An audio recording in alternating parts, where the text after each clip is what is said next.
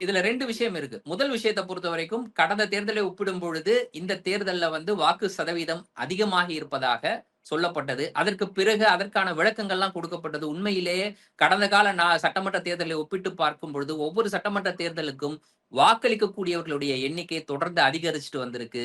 ஆனா இந்த சட்டமன்ற தேர்தல்ல ஒப்பீட்டளவுல குறைந்திருக்கிறது. ஆகவே சதவீதத்தின் அடிப்படையில் பார்க்க போனால் மிகப்பெரிய உயர்வு, மிகப்பெரிய வேவ் அப்படிலாம் இல்ல அப்படின்னு எல்லாரும் சொல்றாங்க. நீங்க எப்படி பார்க்கிறீங்க? இதை எல்லாரும் சொல்றவங்க தாவேக ஆட்சிக்கு வரும் மாத்திரம் சொல்லிடுவாங்களோ? எப்படி? ஓட்டுலாம் வரல, சாதாரணமா ஓட்டு போட்டாங்க, எல்லாரும் வந்தாங்க, ஓட்டு போட்டாங்க. ஆனா தாவேக மாத்திரம் ஆட்சி அமைச்சரும் அமைச்சரவை அமைச்சரும் அது மட்டும் எப்படி அமைக்கும்?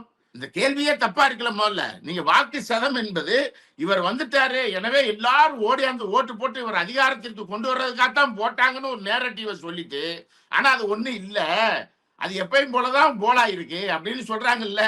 அந்த ஏற்பாட்டை கவனிக்கும் போதே நீங்க என்ன வருதுன்னா, இவர்கள் சொல்லுவது அதாவது என்னன்னா ஒரு மிகை மதிப்பீட்டை சொல்லிக் கொண்டிருக்கிறார்கள். போன தேர்தலை மறந்துடாதீங்க.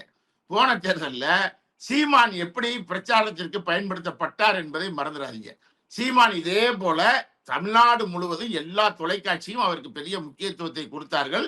அவர் ஒரு மிகப்பெரிய வாக்கு சதத்தை பெறப்போகிறார் என்றார்கள்.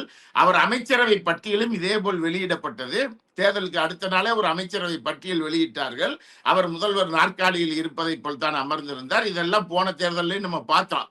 இப்ப இந்த தேர்தலில் தாவேகாவினுடைய வாக்குகள் எதுவாக மாறி இருக்குன்னு நான் மதிப்பிடுறேன் அப்படின்னு சொன்னா, நீங்க சென்னை, திருவள்ளூர், காஞ்சிபுரம், செங்கல்பட்டு இந்த நகர்ப்புற பகுதிகளில் தாவேகா 2வது இடத்திற்கு பெரும்பாலான தொகுதிகளில் வருகிறது. ஒரு 20 தொகுதி வேணாலும் வச்சுக்கங்க. ஒரு 15 - 20 தொகுதிகள்ல 2வது இடத்திற்கு வருகிறது. அந்த இடத்தில் அதிமுக 3வது இடத்திற்கு வருகிறது. ஒன்று.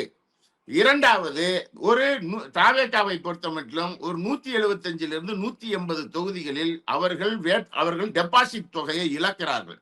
நம்பர் 2. மூணாவது, கொங்கு வேளாளரும் வன்னியரும் எங்கு வலுவாக இருக்கிறார்களோ அங்கு இருக்கக்கூடிய ஒரு 10 - 20 தொகுதிகளில் அதிமுக வெற்றி பெறுகிறது.